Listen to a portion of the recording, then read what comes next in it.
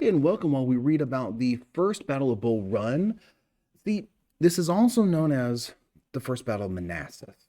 The Union forces, they had all the advantages.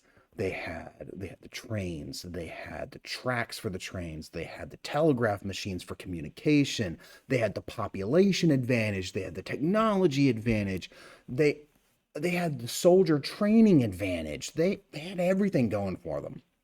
And at the beginning of this war, Lincoln really wants to make this very short, get it over and done with. No, make clear message. You don't get to leave the Union. Yeah, we're done with this. And Washington, D.C., capital of the Union, Richmond, Virginia, capital of the Confederacy, they're not that far apart. In fact, they're actually really close.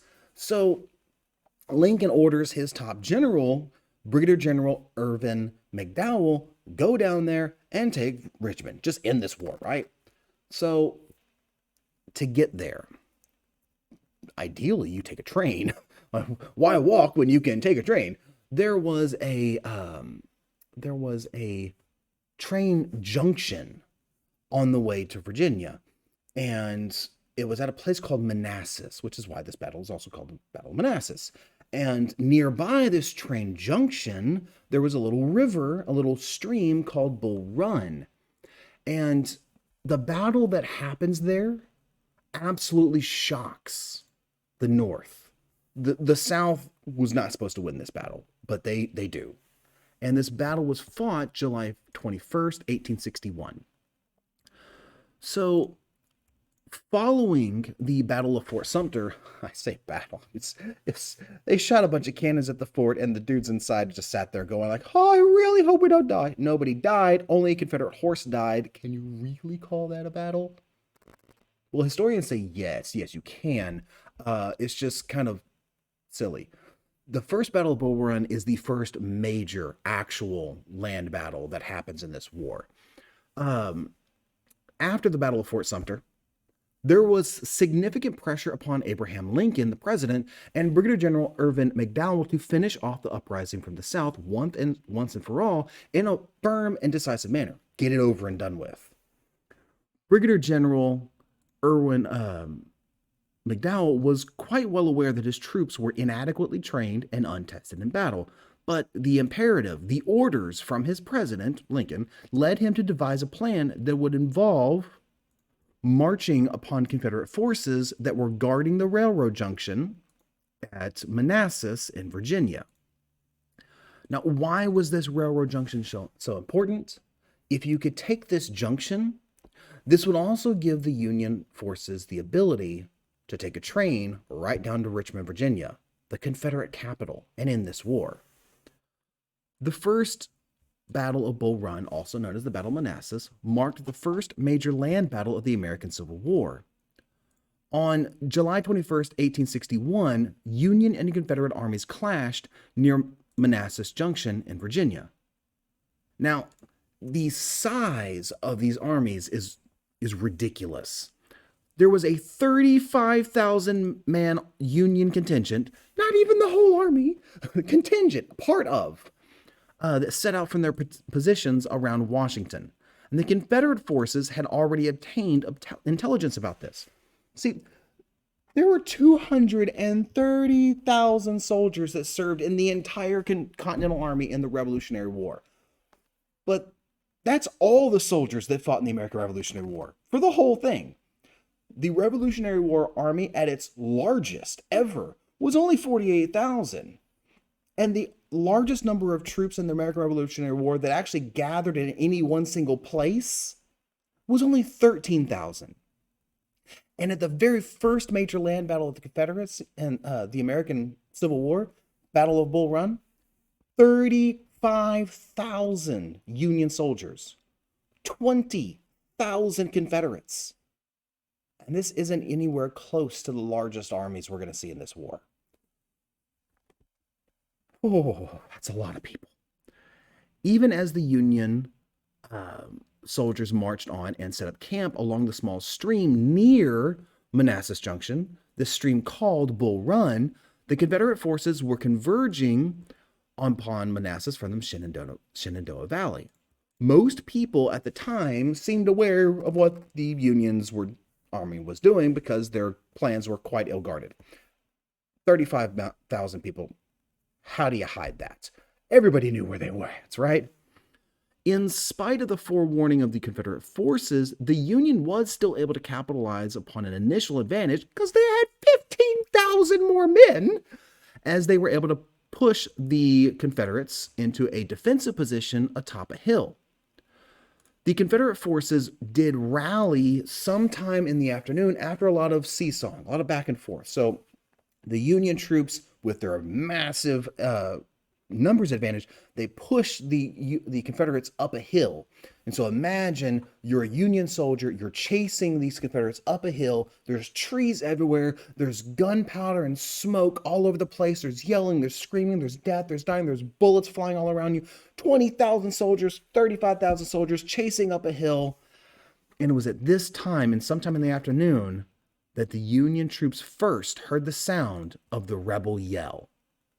And the rebel yell is a Confederate battle cry devised to intimidate, to scare the Union soldiers. And it is thought that this battle cry was originally basically copied from the Native Americans or from the Scottish traditions, because the Southerners would have been exposed to a lot of the Native Americans over time, and they did that, and a lot of the Scottish that came after the Battle of Culloden in Scottish history, they did that from the old Highland traditions.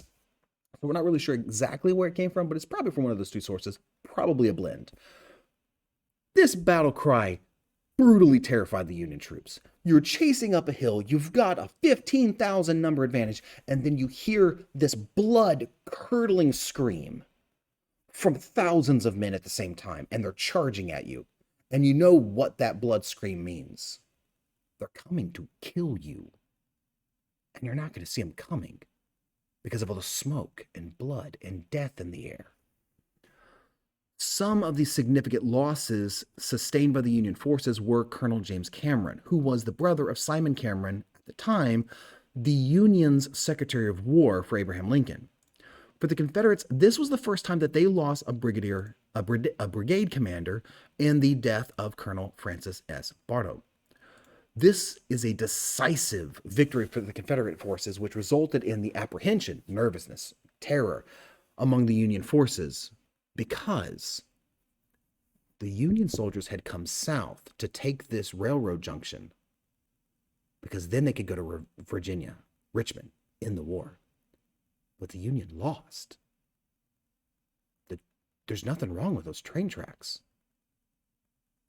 Now there was an opportunity for the Confederates to do exactly what the Union had planned, but they would be marching on Washington, D.C. So I do have a little bit of a treat for you here. This is a video from the Smithsonian, and it is of actual Civil War veterans. They're not exactly spring chickens. This is whenever they are considerably older. So from the early 1900s through the 1940s, Civil War veterans were filmed, recorded, and interviewed at reunions, parades, and other patriotic events where, as the century advanced, they came increasingly to seem like ambulatory trophies from some distant age of heroes. And here we go.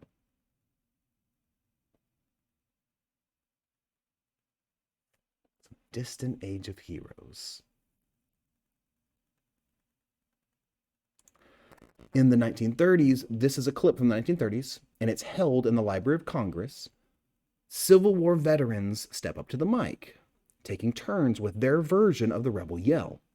Now, these guys are old. When you hear this, you have to understand the video quality is from the 1930s. It's not very good. You have to understand that the audio quality is from the 1930s, and both of those, the audio and the video, has degraded over many, many years before it was finally preserved on a digital medium. So take it with a little bit of a grain of salt. You have to imagine, instead of these guys being at some fun event with their friends and family around them, you have to imagine these guys is 18, 20 years old, young, strong. the smoke at Manassas, the death, and they're coming for you, and they make this sound. But that sound's not coming from old lungs, it's coming from young, fresh, I'm ready to get you lungs.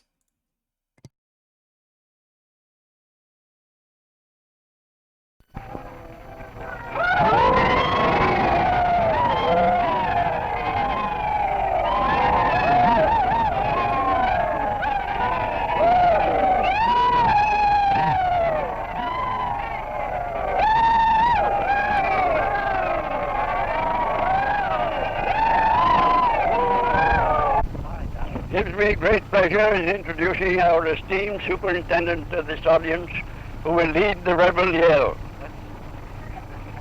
I'll yell myself presently.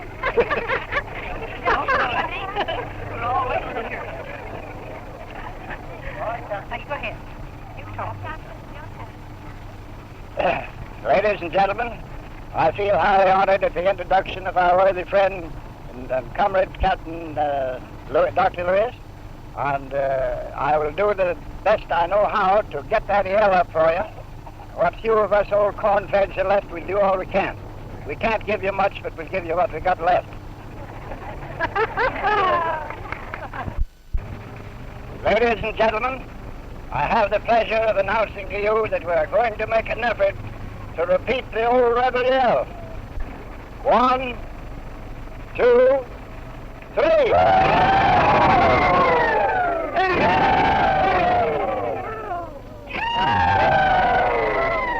Charge 'em, boys, charge 'em.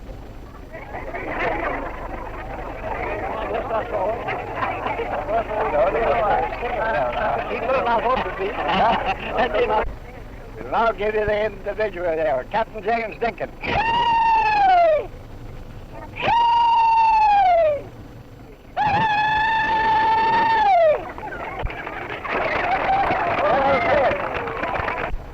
General Stevens.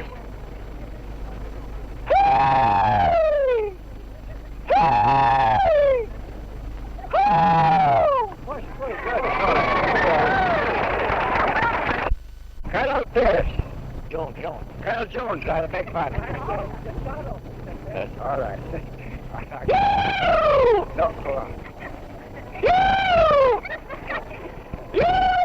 Boys! Paul Salvato. Yes, sir. All right, yes. Yes. Yes. Yes. Yes.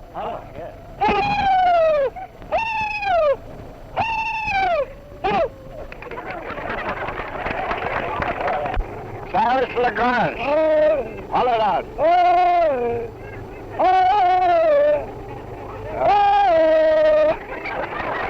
right.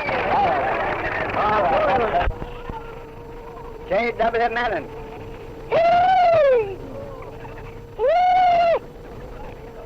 One more. James Blunt.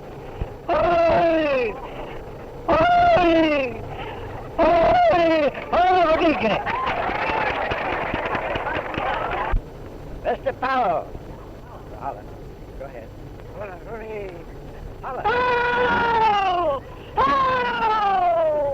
One more. All right. Go put your dress on now.